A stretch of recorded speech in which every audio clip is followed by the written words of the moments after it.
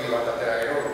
Eta ondorio logikoa gainera, kontuan hartzen badegu, azken urteetan gure udaltaldearen jarrera udaletxean zer izan dut, ezta? Zer egin dugun, eta ze posizionamendu hartu izan dugun gobernua zuen EAJ ere gobernuen aurrean.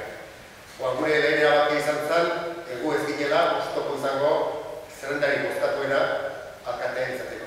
Alia, kaso honetan erakin. Eta gainak albiztekolako, besteak beste, bai Bilduk eta bai Alarren orkestrako programatan antzekotasun oso nabarmenak zeudela.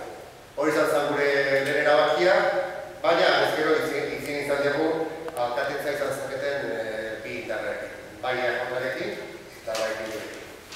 Zapada EAJ-arekin modu formalean ditugula bilerak, eta Bildurekin ja modu formalean akordi bat izteko helburuarekin datozen urteetan elkarrekin lanean hartzen du.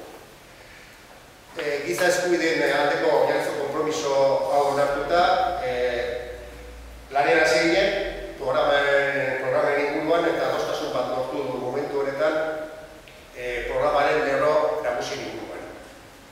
Eta beste adostasun bat lortu dugu, beste bi adostasuna, alegia Alarra gobernu batzorde parte izango dela, eta Alarren batzorde baten burua ere izango da.